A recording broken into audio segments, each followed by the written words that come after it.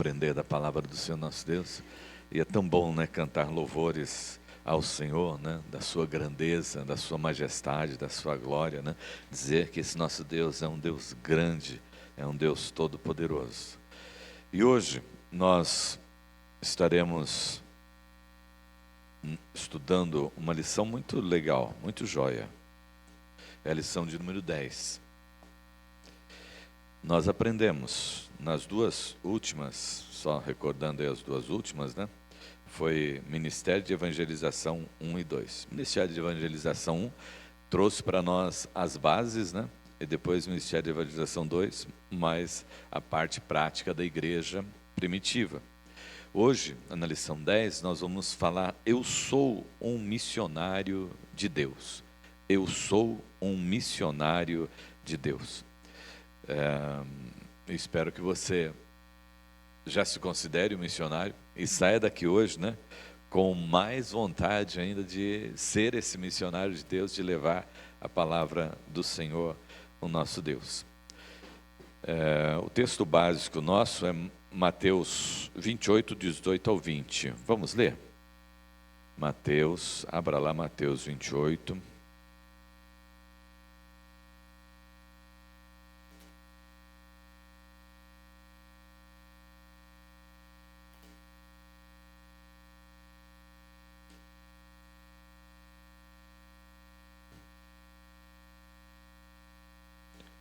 Todos encontraram aí? Eu gostaria que nós fizéssemos essa leitura, às vezes a tradução um pouco diferente, né? Mas que todos nós fizéssemos essa leitura aqui. Mateus 28, de 18 ao 20, todos juntos, vamos lá? Na minha tradução é assim: Jesus, aproximando-se, falou-lhes dizendo: toda autoridade me foi dada no céu e na terra. Portanto, vão e façam discípulos de todas as nações, batizando-os em nome do Pai, do Filho e do Espírito Santo, ensinando-os a guardar todas as coisas que vos tenho ordenado a vocês. E eis que estou com vocês todos os dias até o fim dos tempos. E também agora lá em 2 Coríntios 5, do 18 ao 21. Segunda carta de Paulo aos Coríntios. Está aí pertinho também. Na segunda carta de Paulo aos Coríntios, capítulo 5.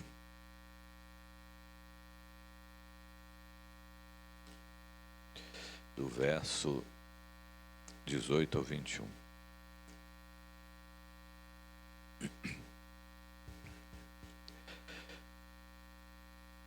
Ora, 2 Coríntios 5, do 18 ao 21. Ora, tudo isso provém de Deus, que nos reconciliou consigo mesmo por meio de Cristo e nos deu o ministério da reconciliação. Preste atenção.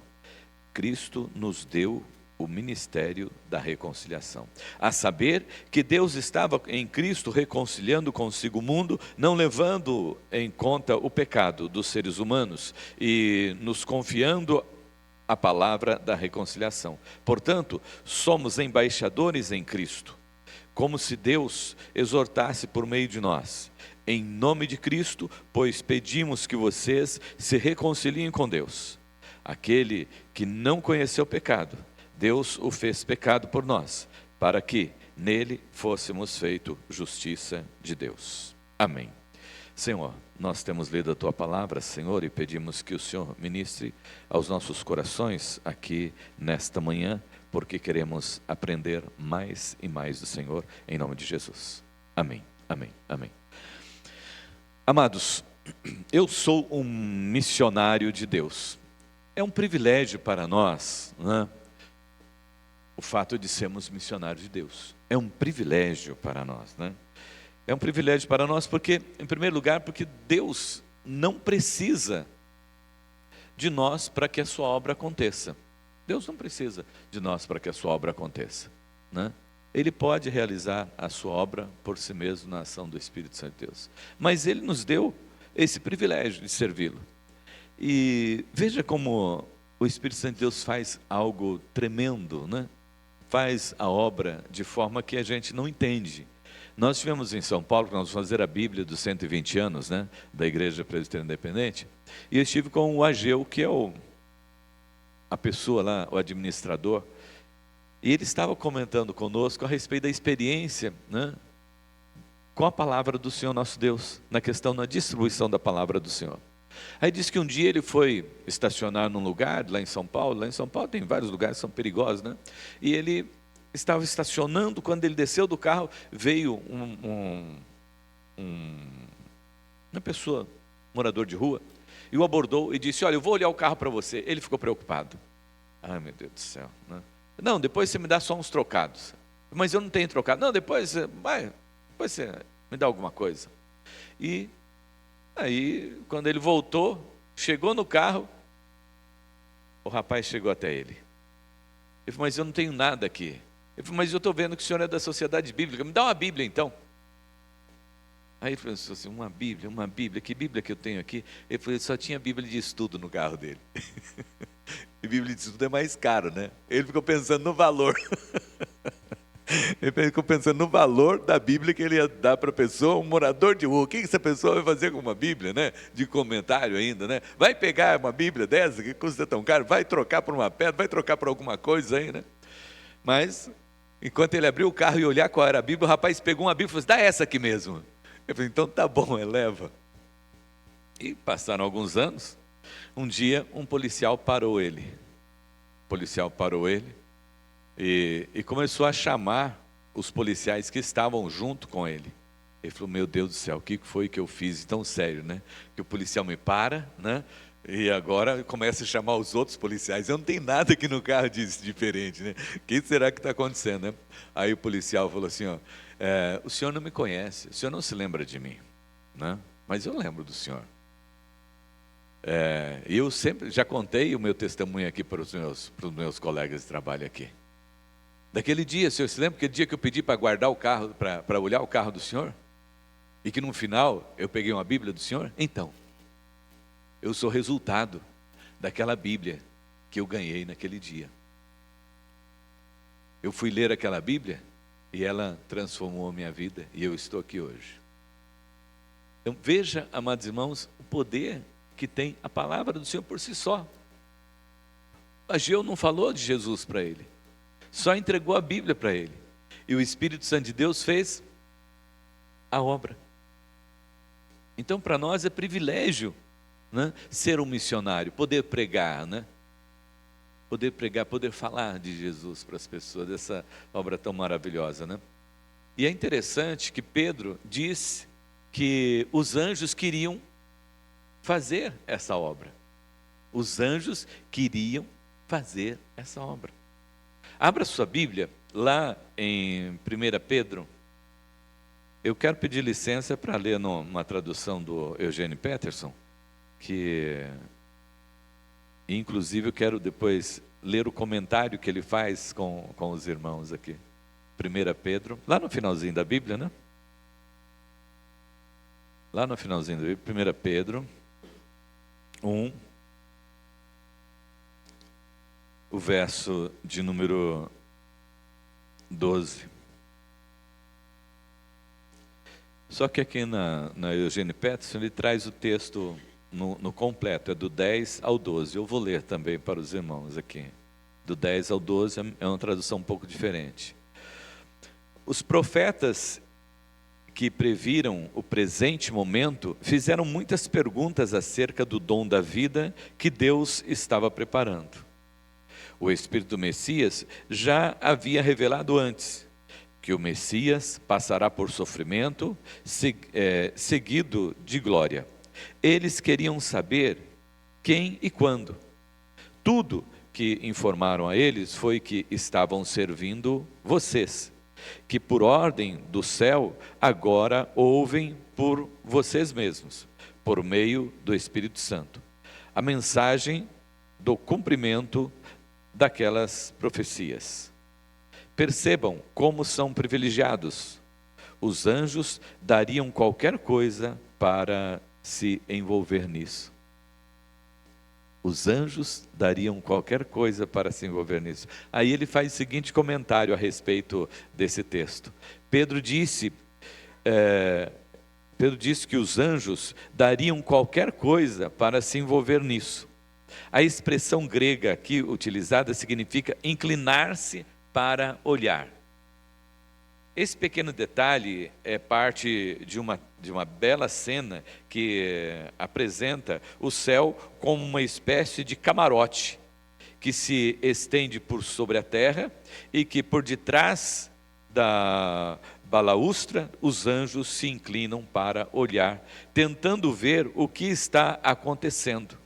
O que está acontecendo aqui é salvação, um drama épico que se estende por toda a história da humanidade, culminando em encontros pessoais com Deus e a cada geração.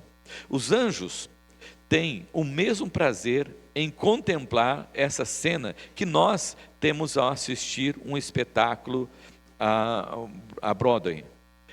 A complexidade elaborada da história da salvação providencia um enredo que nunca termina, um drama que nunca se acaba, com intensidades crescentes e empolgantes e o público aplaudindo de pé. A paixão dos anjos é inclinar-se para observar do camarote dos céus e ver o drama. Mas você e eu não somos espectadores dessa audiência, nós somos atores no palco. Você pode imaginar o que é isso? Esse privilégio que nós temos de anunciar esse evangelho, fazer essa obra que os anjos queriam fazer e que eles estão lá nos céus olhando, né? Parece que dá a impressão que eles estão até torcendo, né? Vai, Idélia, fala, Idélia, vai, Rui, fala, vai, Dona Dilma, fala. Olha só, né? O seu Ivo falou do evangelho para uma pessoa, a pessoa se converteu, né? E o que acontece quando o pecador se converte? Tem uma festa no céu. Então imagine que os anjos estão lá vendo, né? E alguém se converteu, eles vamos aplaudir, vamos glorificar Deus. Mais um pecador se converteu, mais alguém se chegou a Cristo. Então você pode imaginar, né, nessa pessoa, né, de missionário de Deus sobre a face da terra? Aqui na terra nós temos, irmãos sabem muito bem, agora no mês de junho, começa a festa na igreja católica ali de cima e depois faz um dia aqui embaixo, e é o mês inteiro. E os irmãos sabem que tem umas pessoas que são responsáveis pela realização dessa festa, né? E eles fazem a festa aqui, procuram fazer o melhor que eles podem fazer e tal, né? Para exaltar e glorificar o santo, né? Que é o que eles adoram ali. Ali em cima é Santo Antônio, aqui embaixo é o São Paulo, né? Mas eles fazem festa para os homens e para os santos deles, que eles adoram. Mas você não.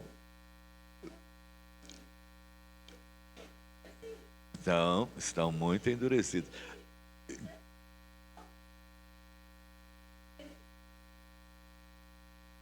Não entra na cabeça, não. É o que a Bíblia diz que tem que fazer o quê? Inculcar. Vamos ter que inculcar. Tem que orar muito, pedir a ação do Espírito Santo de Deus e continuar pregando. E continuar pregando. E crer que isso que aconteceu aqui com Ageu, você entregou a palavra sem certeza que o Espírito Santo de Deus vai fazer essa obra, né? Então essas pessoas, e elas se alegram porque são festeiros aqui na terra, e eles soltam o rojão aqui. Agora você imagine que você é festeiro lá do céu. Você faz festa no céu. Quando você fala, é difícil de converter, é difícil de acontecer, mas os anjos estão lá só olhando, para eles soltarem os rojões lá em cima e dizer: oh, mais um pecador se converteu, mais uma pessoa se entregou, né? Tem mais um nome escrito aqui no livro da vida, ó.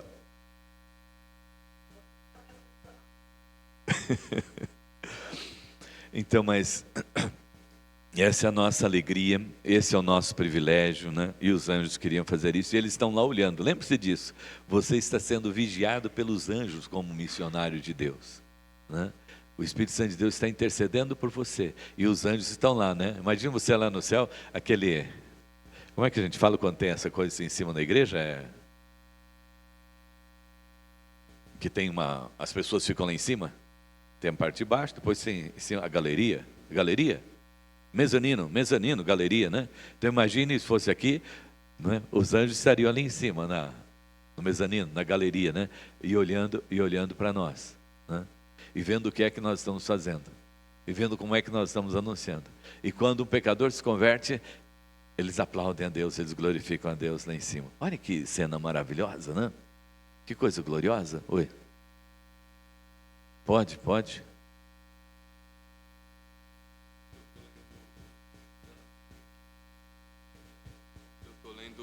Eu estou lendo sobre a teologia antiga, né, dos pais e dos puritanos, e essa questão dos anjos. Os anjos é difícil entender, mas eles não têm a onisciência. Então, não foi revelado para eles antecipadamente como seria a salvação. Então, os anjos têm a mesma contemplação que nós em Cristo, porque em Cristo eles compreenderam mais quem é Deus também. Na morte de Cristo foi revelado mais de Deus para os anjos do que tinha sido revelado. Então, quando os anjos veem Cristo morrendo pelos pecadores, eles veem o plano de amor de Deus. Eles não tinham ciência disso. Tanto que eu queria que os irmãos abrissem no Salmo 24, para que nós possamos ler e entender como que é essa relação. Por que o Evangelho é tão precioso, e por mais que nós, pecadores, não temos esse olhar mais puro do que é a mensagem, eu quero mostrar para vocês como os anjos são encarados. Eu quero ler do verso 7 ao 10. E vai dizer assim na minha versão, que é a NVI: Abram-se, ó portais, abra-se, ó portas antigas, para que o Rei da Glória entre. Agora vem uma pergunta, e essa pergunta é feita pelos anjos. Então eles não têm ciência. Quem é este Rei da Glória? O Senhor, forte e valente. O Senhor valente nas guerras. Abra-se, ó portais, abram-se, ó portas antigas, para que o Rei da Glória entre. Novamente a pergunta: quem é esse Rei da Glória? Então é resposta: o Senhor dos Exércitos. Ele é o Rei da Glória. Os anjos, essa passagem, Cristo, quando ele tem a sua ascensão, lá em Atos 1, ele volta. Isso aqui esse Salmo de Davi é uma predição do que aconteceria. Então Cristo ordena que os portões se abram, e os anjos vão no muro e perguntam: quem que é esse homem que acha que pode dar ordens para abrir os portões eternos? E Cristo responde: eu sou o Senhor dos Exércitos, aquele que já em Abraão já dizia que o Senhor dos Exércitos estaria à frente deles.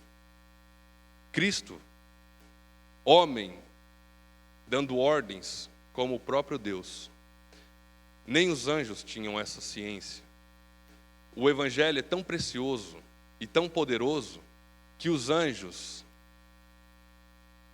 devem sentir grande agonia de não poder participar, porque eles se inclinam para assistir o plano redentivo, e eles só podem fazer aquilo que o Senhor ordena. Essa é a função dos anjos como mensageiros, assim como Gabriel fala com Maria, e toda a passagem, toda a progressão, os anjos aprendem um pouquinho de Deus, e assim será na eternidade. Amém. Obrigado, Guilherme. Sim, os anjos não sabem quem são os escolhidos.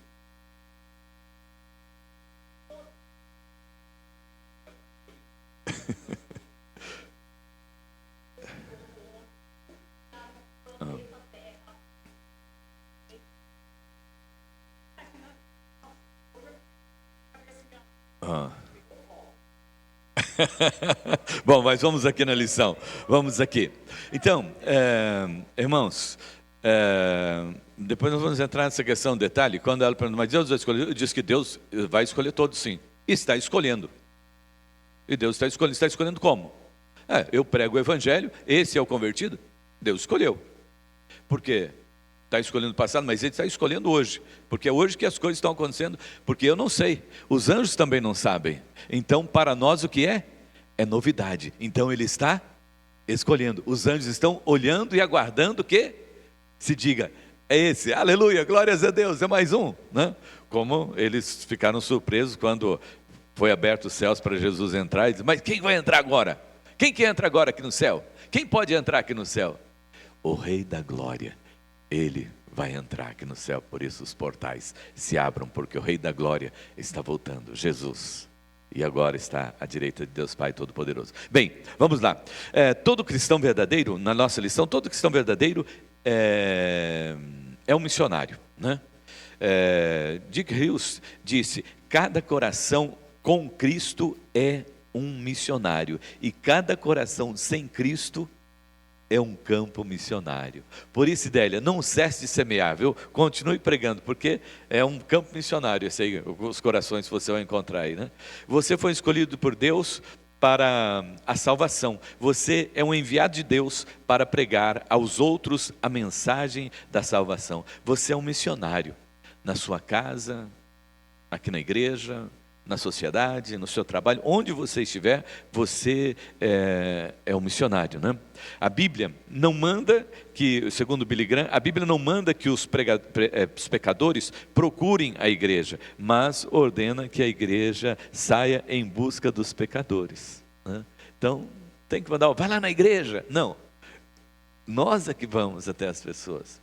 A igreja para nós temos aqui como é lógico que acontece, né? Das pessoas se entregarem, mas nós é que fomos enviados para nos encontrarmos com essas pessoas e levar esse evangelho da salvação. Na Jocum, o lema deles é conhecer a Deus e torná-lo conhecido. Essa é a missão da Jocum, e isso foi tratado também no Lausanne 2, né?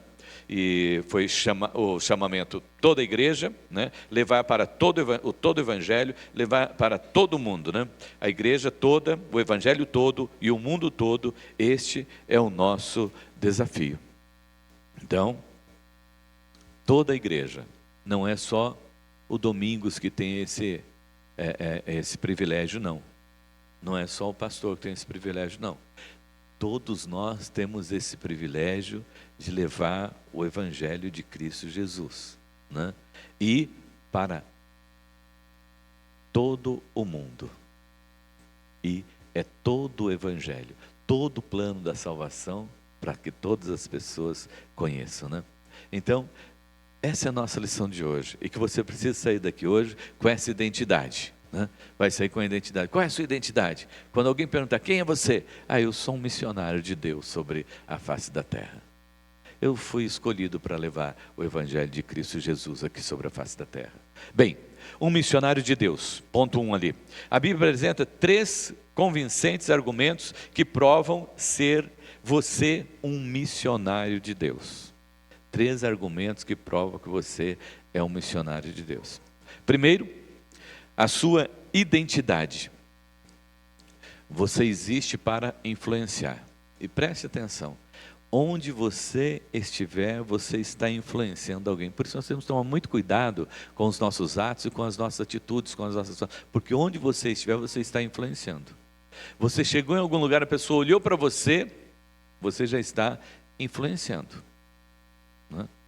Na sua fala, no seu comportamento, você está influenciando.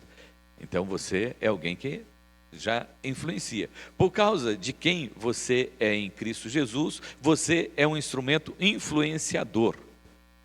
Por causa de quem você é em Cristo Jesus, você é um instrumento influenciador, agora, do reino de Deus. Você é um influenciador. Você tem que ter ideia disso, que as pessoas estão olhando para você e aprendem com você e querem aprender com você. Mas como você é alguém que conheceu o evangelho de Cristo Jesus, você é um instrumento influenciador do evangelho ao mundo. E Mateus, abra lá em Mateus, nós vamos ler o texto porque nós não tem tempo, né? Mas eu vou citar para os irmãos, né? Lá fala a respeito de que o cristão, 2 metáforas que ele usa, né? Do sal e luz. E fala a respeito da influência do cristão. O sal, que simboliza o sal? Simboliza a pureza, né? Preservação, né? O poder de dar sabor. Então, você é comparado como sal. Olha que beleza, né? Você é comparado como sal. O que seria da cozinha sem o sal, né? O que seria da cozinha sem o sal? Fala para mim. O que seria, Idélia? Dona Dalva, o que seria da cozinha se não tivesse o sal? Oi? A Ana já fez um arroz sem sal alguma vez lá, Guilherme? Já. E o que você falou quando você provou o arroz? Então... ai. Ô José, Neide, você já errou alguma vez no seu... Sim? É? E o que aconteceu? Ficou boa a comida? Não, horrível, né? Fica sem sabor. Então você imagina, olha só onde é que Jesus foi pegar para colocar você na sociedade, para colocar você no mundo, em algo que você conhece e da importância você sabe que tem. Você é o sal. Você já imaginou o mundo sem o cristão? Ele não tem sal, ele não tem sabor, ele não tem gosto, ele não tem graça. Por isso que o mundo é sem graça. O sal também tem ele é conservante. Oi, Pércio. O sal é o único elemento que não estraga?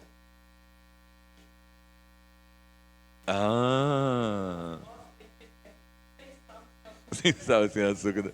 É muito sem sal.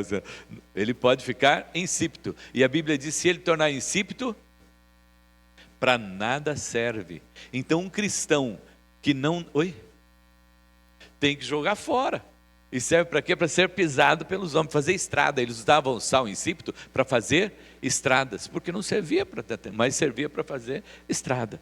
Então servia para ser pisado pelos homens. Então, o Senhor te compara com sal. Você já imaginou? Onde você chega, chegou o sal, chegou o tempero da empresa, né? Chegou o tempero da casa, né? Chegou o tempero da cidade. Quem? Esse cristão, essa bênção de Deus aí, né? E lá em Gênesis 12, já começa lá em Gênesis 12, o Senhor disse para Abraão: você tu uma bênção, né? Você tu uma bênção, seja bênção. E ele falou para você não ficar preocupado com aqueles que não gostam de você. Você tu uma bênção, porque eu vou abençoar aqueles que te abençoar, mas aqueles que amaldiçoar vocês, pode deixar que eu acerte a conta com eles. Então não é para você ficar preocupado, até com aqueles que querem fazer mal para você, porque eles vão acertar contas com Deus. Deus é que vai acertar conta com eles. Você segue em frente. E ainda Jesus deu uma ordem para nós, né? Que nós devemos orar por quem? Oi, Ivone? Orar pelos nossos, pelo que nos perseguem, né? Como que é o texto mesmo? Orai por aqueles que vos... Isso, ore pelos vossos inimigos, ame os inimigos e ore por aqueles que vos perseguem. Então, olha só o que Jesus está dizendo. Por quê? Porque você tem que seguir em frente. E Jesus cuida de você e de todas as coisas. E depois ele diz que você é luz. A luz simboliza visualidade, direção e vida, né? Então, você é luz. Você que precisa ter essa claridade, iluminar, né? E as pessoas ficam olhando e esperando exatamente ver essa clareza de você. Eu me lembro quando olha só que coisa interessante, eu tinha convertido há uns... Eu estava no banco, já trabalhando no banco, acho que eu tinha uns 4 anos de conversão, mais ou menos.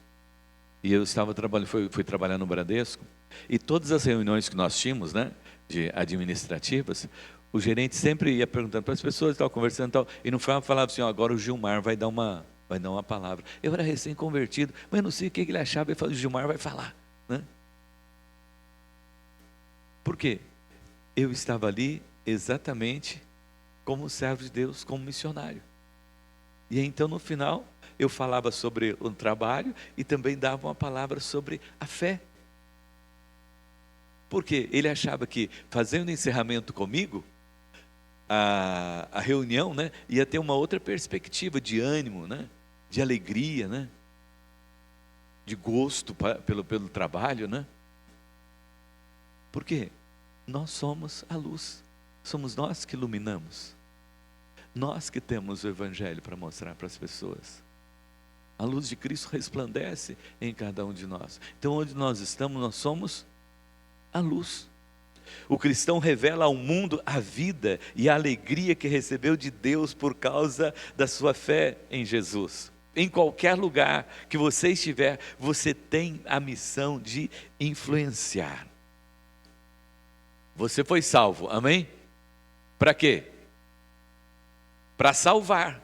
Você foi salvo para salvar. Olha que coisa maravilhosa. Você foi salvo, não foi para você. Você está salvo, agora você senta nesse banquinho, né? E fica aí aguardando que Jesus Cristo vai voltar. Não, você foi salvo para salvar, para sair, para anunciar o Evangelho.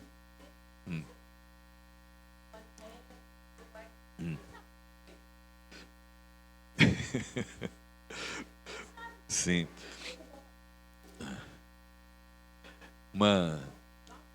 Sim, aí vem o testemunho negativo, né?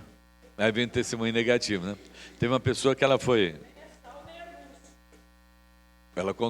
contou para mim, então só não posso contar o nome, né? Mas ela contou para mim que ela foi ao médico, né? E o médico falou para ela assim: olha, tem 99% desse problema, desse câncer, né, não ser maligno. Ela falou: mas doutor, mas pode ser maligno? Eu falei assim: faz favor, eu estou falando para você, dando aqui meu diagnóstico, 99%. Você não crê em Deus, não? Crê em Deus. Eu fiquei com tanta vergonha, pastor, porque eu não só conheço o Evangelho, eu estou na igreja e tenho um cargo na igreja. Então você já imaginou? Então, aí é isso que a ideia está dizendo, às vezes vem esses testemunhos negativos, né? Porque falta essa convicção na pessoa, né? De que ela foi salvo, de que agora ela tem que salvar e de que ela é luz. Ela tinha que chegar e dizer: doutor, pode ficar cegado, vamos em frente, porque Deus está no controle de todas as coisas. Bom, sua missão. Você recebeu uma missão de Jesus, lá em Mateus, que nós já lemos, né? 3 detalhes dessa missão. A estratégia. Qual é a estratégia da missão de Cristo Jesus? Nós devemos fazer discípulos. Fazer discípulos ensinando, né? Ensinando esses discípulos. Fazer discípulos ensinando. Por que é fazer discípulos ensinando? Porque nós vamos ensinar a palavra do Senhor. Porque nós vamos fazer discípulo para quem? Para Cristo. Eu não faço discípulo para mim mesmo, né? Eu não posso querer que alguém seja igual ao pastor Gilmar. De jeito nenhum, misericórdia. A ideia não pode pregar e querer que alguém seja. Não, de jeito nenhum, misericórdia, né? Nós fazemos discípulos para Jesus. Você ensina a respeito de Jesus. As pessoas precisam ser igual a Jesus. Mas o que nós vemos no nosso mundo de hoje é que muitas pessoas estão fazendo discípulos para si mesmos, né? Então ele é parecido com o pastor. O pastor lá da igreja, todos os pastores são iguais. Falam do mesmo jeito, né? Não. Nós precisamos falar iguais a Cristo. Nós precisamos ensinar o Evangelho de Cristo Jesus, né? Aqui ele diz: não é fazer fãs voluntários ou convertidos, mas discípulos de Cristo Jesus, né? E o discípulo deve ser integrado em igrejas locais por meio do batismo. O batismo em nome da Trindade tem 2 aspectos. Para quem batiza, a autoridade para batizar. E para aquele que é batizado, estar sob a autoridade de Deus. Então, quem batiza? Aquele que tem autoridade para batizar. Não pode qualquer pessoa sair batizando por aí, não. É aquele que foi constituído pela igreja, que recebeu, né, pela autoridade da igreja, a autoridade para batizar.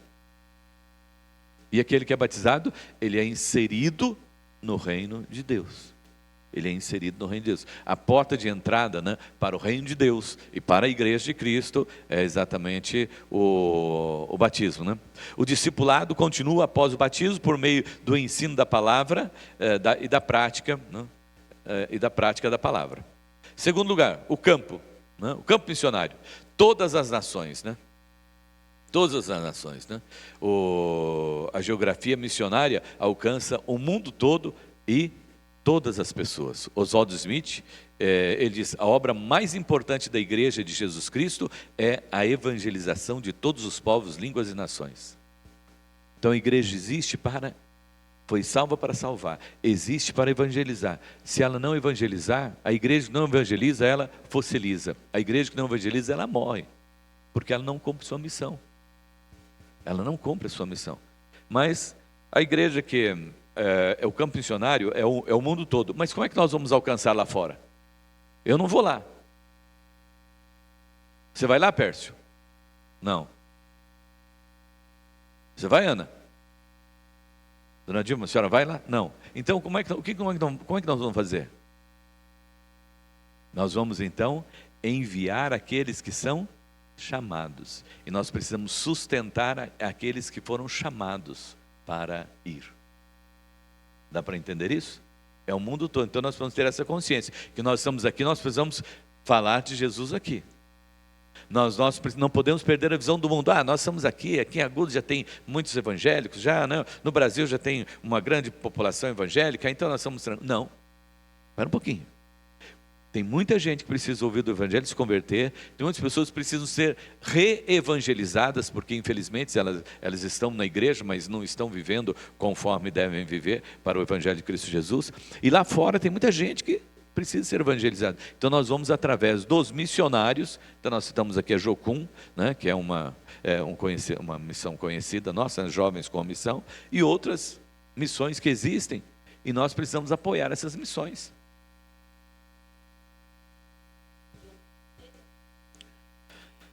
Ainda não, mas eu não sei, até o Ageu falou para nós em quantas línguas já tem a Bíblia traduzida de todos na sociedade bíblica, mas eu não me lembro.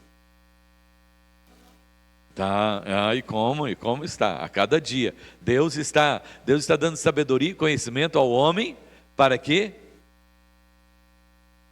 se aproxime a vinda do reino de Deus. Né? Para que se aproxime a vinda do reino de Deus. Então, o campo missionário, amados irmãos, é o mundo. E se nós não formos, vamos apoiar aqueles que podem ir, aqueles que vão. Então a igreja precisa ter essa visão, né, de enviar missionários, sustentar missionários lá fora. Mas nós já ajudamos a igreja nacional já manda missionário, mas nós precisamos fazer a nossa parte. De repente tem algum missionário que a gente pode enviar para lá, ajudar no sustento desse missionário. A igreja precisa fazer isso, porque faz parte ali do nosso envio, do nosso chamado, né? O campo missionário. Depois a promessa: eis que estou convosco todos os dias até a consumação dos séculos. Olha só, temos que ir, porque Deus está conosco. Mas como é que eu vou entrar lá na favela? Como é que eu vou pregar o evangelho lá para aqueles no meio daqueles traficantes, lá, no meio daquele povo que está lá perdido? Nem deixa a gente subir num morro, porque eles têm medo, né? Que a gente suba e depois a polícia e tal.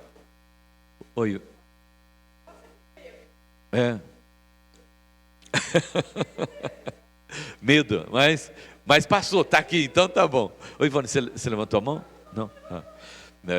Então, mas nós temos que ir, por que motivo? Porque nós temos o chamado. Se nós não formos, eles não vão ouvir. O que é que o eunuco disse para o Felipe? Quando ele estava lá em cima daquela cavalgadura lá da carroça. Eu tenho aqui, mas eu não tenho ninguém não tem ninguém para me explicar. Aí então Felipe sobe na carruagem e vai explicando o evangelho para ele, né? É o primeiro missionário que foi transladado, mas Felipe, o primeiro missionário transladado. E o eunuco, primeiro missionário lá da Etiópia. Se tornou o primeiro missionário da Etiópia, o eunuco. Porque alguém falou. Então nós vamos ter que passar por essas barreiras. E saber que se o Senhor tiver que nos transladar, o Senhor vai nos transladar. Se o Senhor tiver que romper com as cadeias, como fez com Paulo e Silas lá na prisão, Ele vai fazer. Por que motivo? Porque o Evangelho tem que chegar. O Evangelho tem que chegar. Ele vai usar os corajosos mesmo, mas Ele vai, e aqui por isso que eu estou falando sobre isso, porque aqueles, eis que estou convosco. Então, nós não precisamos ter medo de falar. E não podemos ter medo de falar. porque Ele está conosco. Ah, mas se eu falar, ai, o pessoal da família...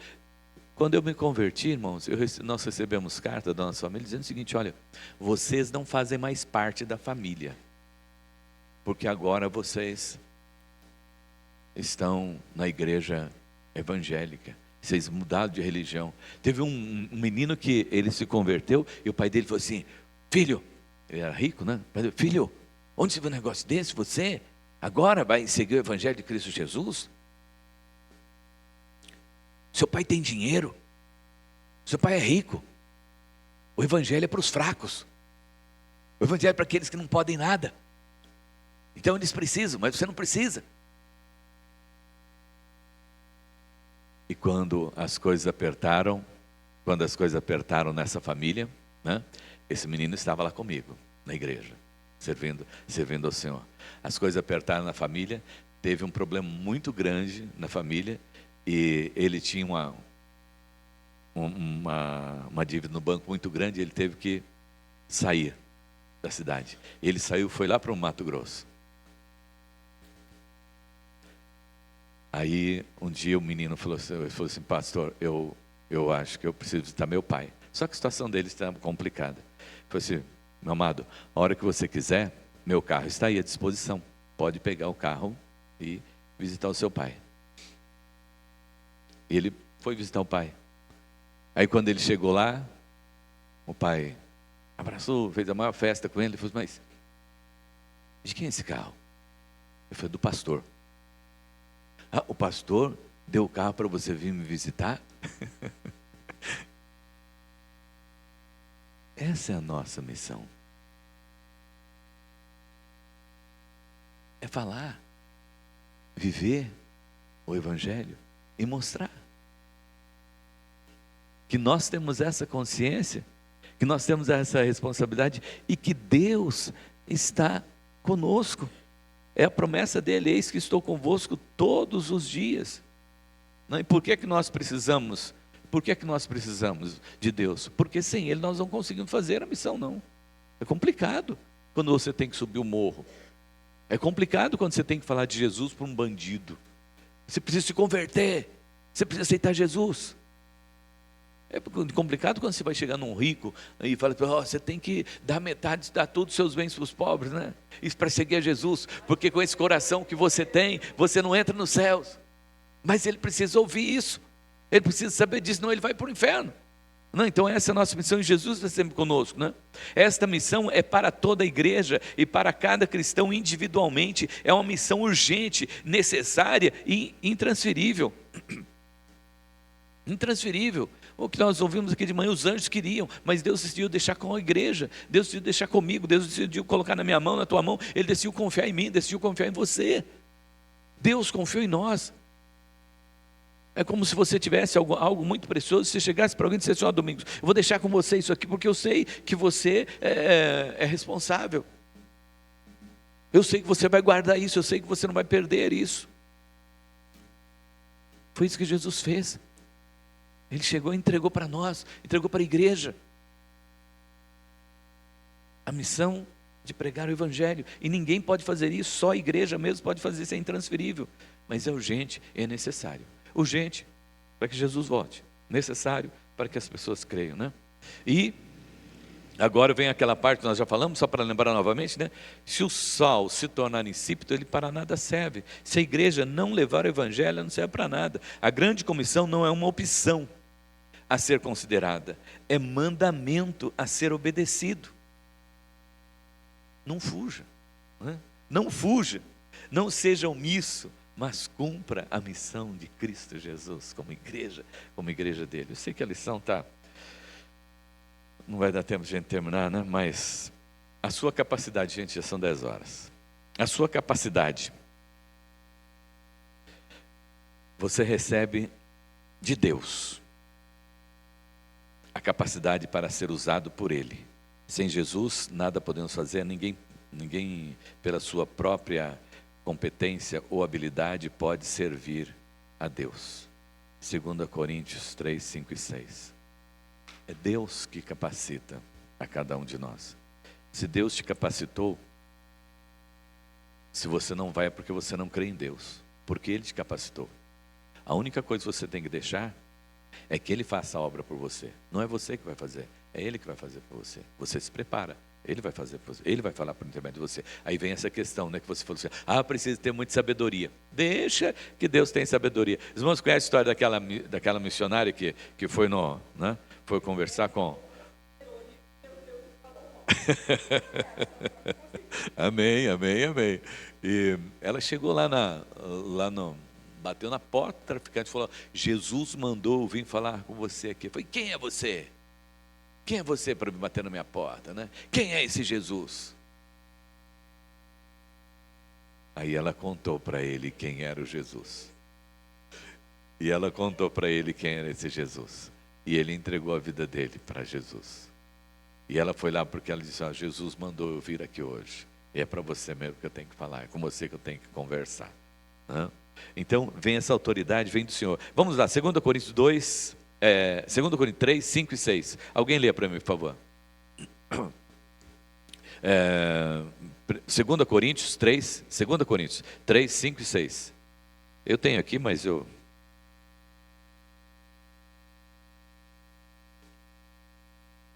Para a participação dos irmãos, vamos lá.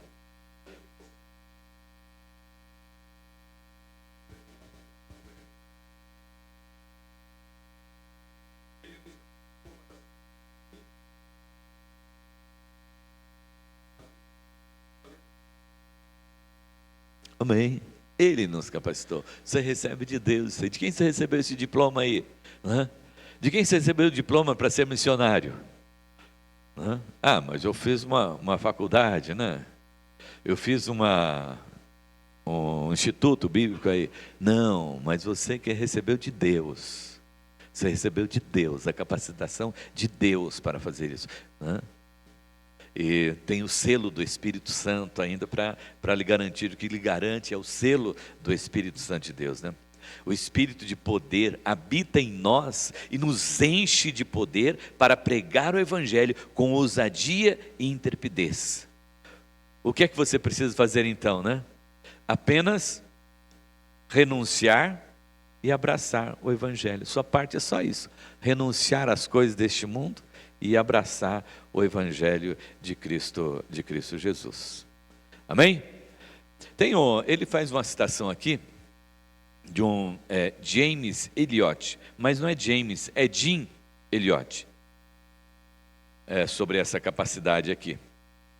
E o Jim Elliot, ele colocou também aqui, a tradução não está muito legal aqui, a respeito da fala do Jim, não é James, é Jim. Oi? De James, tá. Então, aqui, o James e o Jim, então, são a mesma pessoa, o Jim e o James. E é um missionário educador, mas aqui a tradução não está muito legal. Então, eu gostaria de, para que nós pudéssemos entender melhor. Não é um insensato aquele que gasta aquilo que não pode conservar, a fim de obter aquilo que não pode perder. Numa tradução mais fácil, não é insensato aquele que abre mão do que pode reter. Não é insensato aquele que abre mão do que não pode reter, para ganhar o que não pode perder. O que ele está dizendo aqui? Que muitas vezes as pessoas olham e fazem... Olha o caso do Zaqueu. Deu as coisas dele para os pobres. Pagou quadruplicadamente aqueles que ele tinha defraudado. Se ele tinha defraudado alguém, né?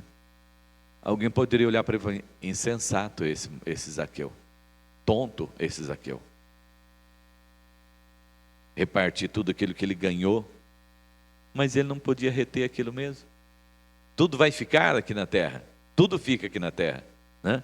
Então, né, não é insensato aquele que abre mão do que não pode reter para ganhar o que ele não pode perder, porque se você ganhou a salvação, isso está garantido para toda a eternidade.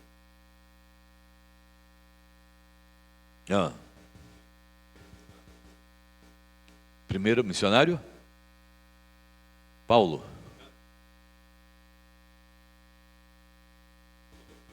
Ah.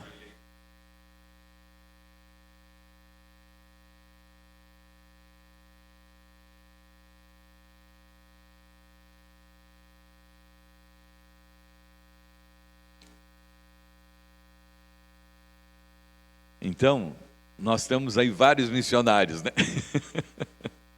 Que estão ali na Bíblia, não são citados como missionários, mas são, né? Felipe, o Gadareno, o etíope, né? São missionários que foram surgindo aí chamados pelo Senhor. Então, irmãos, nós temos que entender que nós somos capacitados pelo Senhor.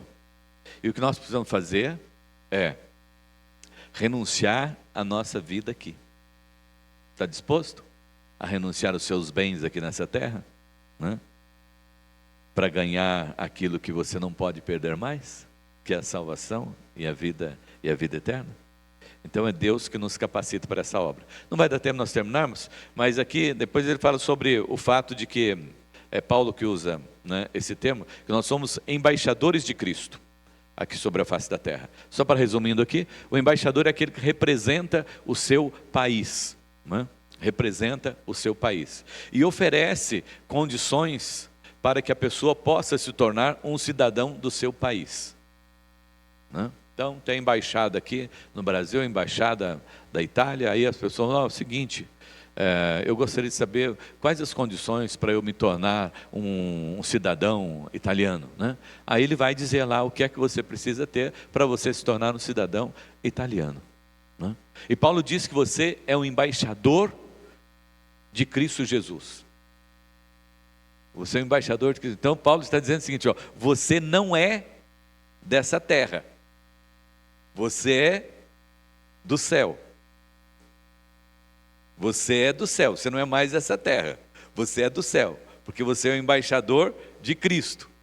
Então, qual é a sua pátria? Qual é a sua pátria? Sua pátria é celestial, sua pátria é o céu. Então você está aqui de passagem, você está aqui para... você está aqui para cumprir o propósito de Deus. Ali na embaixada de Cristo, a igreja, né? E o que é que você fala então? Qual é a sua pregação? Você vai falar sobre o quê? Como se tornar um cidadão celestial. Você é embaixador aqui dos céus para ensinar para as pessoas como chegar lá. Assim como um embaixador aqui, né, de uma outra nação ensina você como se tornar um cidadão italiano, cidadão americano, cidadão, né? Você é embaixador de Cristo para ensinar para as pessoas como elas podem se tornar um cidadão celestial. Como ter a cidadania celestial. Pode que a pessoa fale, você quer ter a cidadania celestial? Né? Quantas cidadanias você tem? Né? Você quer ter a cidadania celestial? Ah, eu quero. Então, para ter a cidadania celestial, você só precisa fazer isso, isso, isso e isso. Foi para isso que nós fomos chamados. Nós estamos aqui como missionários, né? Como embaixadores de Cristo para poder fazer isso com as pessoas. E isso vem através do arrependimento, né? Das pessoas e a entrega a Jesus. Amados, é muito sério nossa responsabilidade como embaixador, né? Porque o embaixador também, ele defende a honra da sua nação, da sua pátria. Então ele está aqui, ele defende a honra da sua pátria. Imagine você, né? Ah, quem está ali? É o embaixador dos Estados Unidos, então ele representa os Estados Unidos aqui. Você representa a honra de Cristo sobre a face da terra. A igreja representa a honra de Cristo sobre a face da terra. É muito sério isso para nós. Muita responsabilidade é isso para nós, né? O embaixador é um porta-voz oficial. Ele fala em nome da nação, em nome do presidente da nação. Pode imaginar? Então você é um oficial dos céus aqui na terra. Você fala em nome de Deus aqui na terra. E é por isso que Jesus diz, ó, toda autoridade me foi dada, eu estou dando autoridade para vocês. O diabo não vai resistir vocês, não. Onde vocês chegarem a repreender, o bicho bate em retirada. Pode ser que dê um pouquinho de trabalho para sair, porque alguém deixou ele entrar. Mas quando você repreender, em nome de Jesus, ele vai bater em retirada. Porque você é um embaixador de Cristo e fala em nome de Cristo. Você fala em nome de Deus. E depois, no final, aqui vem a doutrina da reconciliação, né? Não vai dar tempo nós passarmos por ela, mas é importante você saber que o Senhor te constituiu, né? E deu a você, né, a doutrina da reconciliação, para que você possa estar reconciliando o homem com Deus. Por causa do pecado, o homem ficou separado de Deus. Mas Jesus veio, entregou sua vida lá no Calvário para reconciliar o homem com Deus. E Deus entregou para nós essa responsabilidade. Paulo diz aos Coríntios que ele nos constituiu essa pessoa para reconciliar. Não, mas a reconciliação, a Idélia se desentendeu lá com o filho dela, então vou lá, converso com o Júnior e tal. A Idélia, tá bom, tá tudo bem para vocês? Que bom, vocês voltaram à amizade. Não é reconciliação, né? Entre os casais, a Ana andou dando uns tapas lá no Guilherme, e ele achou que ela foi muito brava com ele e tal. Aí eu fui lá, né? Não é uma reconciliação, né? O Rui estava lá e tal, e pisou no pé da Neide, aí a Neide falou, pastor, o Rui ficou pisando no meu pé aqui. Aí eu falei, Neide, o que aconteceu? E tá tudo bem, vamos caminhar, né? Vamos seguir juntos, né? Tal. Não é essa reconciliação. Ele falou que você reconcilia as pessoas com Deus. Ele entregou esse privilégio para nós, reconciliarmos as pessoas com Deus. Damos oportunidade às pessoas de irem morar com Deus, de irem morar no céu. Você é esse missionário, você recebeu isso de Deus. Pratique isso. As portas se abrem lá nos céus quando você prega e alguém se converte. Os anjos ficam ali e vibram porque você falou de Jesus. E um pecador se converteu. Feche teus olhos, vamos orar. Muito obrigado, Senhor, por esta manhã. Muito obrigado, Senhor, pela Tua palavra. Muito obrigado, Deus, pelo privilégio que nós temos, Senhor, de que um dia o Senhor nos chamou para debaixo da Sua maravilhosa graça e nos constituiu, Pai, missionários Teus. Meu Deus, nós temos esse privilégio, somos embaixadores de Cristo sobre a face da terra. E queremos, ó Deus, que o Senhor ilumine as nossas mentes e os nossos corações.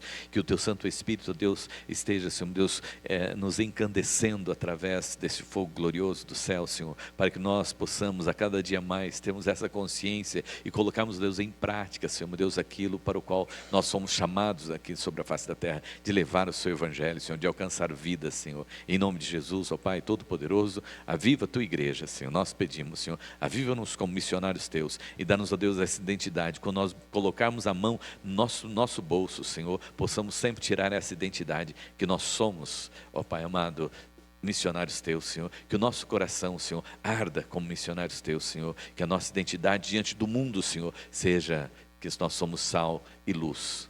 Sal para conservar, Senhor Deus, para dar sabor, alegria a este mundo, Senhor, e luz para mostrar o caminho da salvação e da vida eterna, Pai. Eis-nos aqui, Senhor Deus, usa a Sua igreja, usa o Seu povo, eu oro em nome de Jesus. Amém, amém, amém, amém, amém.